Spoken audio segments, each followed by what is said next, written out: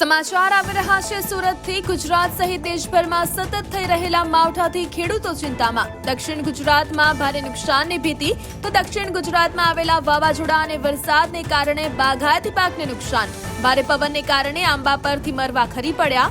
ખેડૂતોને આર્થિક નુકસાન વેઠવાનો વારો આવ્યો। હાલ ઘઉં અને ચણાની કાપણીની સિઝન ચાલી રહી છે, ત્યારે કમોસમી વરસાદ ખાબકતા તૈયાર પાકને નુકસાન થયું છે। હજુ પણ 1 થી 2 દિવસ માવઠાની અસર રહેવાની શક્યતાઓ જોવાઈ રહી છે, તો ગુજરાત સહિત દેશભરમાં સતત થઈ રહેલા માવઠાથી ખેડૂતો ચિંતામાં મુકાયા છે।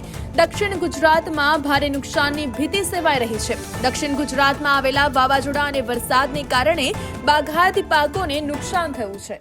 જળવાયુ પરિવર્તનને કારણે સતત ગુજરાત અને દેશમાં માવઠાઓ થઈ રહ્યા છે, અને આ માવઠાની સીધી અસર તમે જુઓ તો ખેતી અને ખેડૂત પર થઈ રહી છે। ને ખાસ કરીને દક્ષિણ ગુજરાતની વાત કરીએ તો જે રીતે ગઈકાલે જે માવઠાની અસર અને ભારે પવન, જે વાવાઝોડું આવ્યું એને કારણે જે મુખ્ય પાક બાગાયતી પાક કેરીના પાકને ખૂબ જ મોટી અસર થઈ છે। ખાસ કરીને મરવા જે છે તે ખૂબ જ મોટા પ્રમાણમાં ખરી ગયા છે અને ખેડૂતોને ભારે નુકસાન થયું છે। સાથે સાથે તમે જોવો તો ખાસ કરીને અત્યારે ઘઉં રવિ સિઝનની કાપણીની સિઝન ચાલી રહી છે।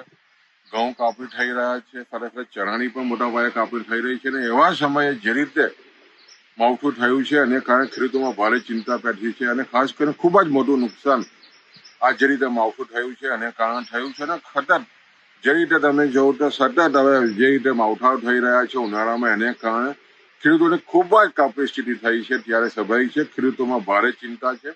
અને જ્યારે આવનારા હજુ 1-2 દિવસમાં પણ માવઠાની જ્યારે અસર થવાની છે ત્યારે સ્વાભાવિક છે ખેડૂતોને પણ વિનંતી છે, ખાસ કરીને જે પાક ખેતરમાં ઉભો છે, ઘઉં છે, ચણા છે, એ તાત્કાલિક ધોરણે ઢાંકી દઈ અને તાત્કાલિક ધોરણે આનો બચાવ કરીએ એટલી જ વિનંતી છે।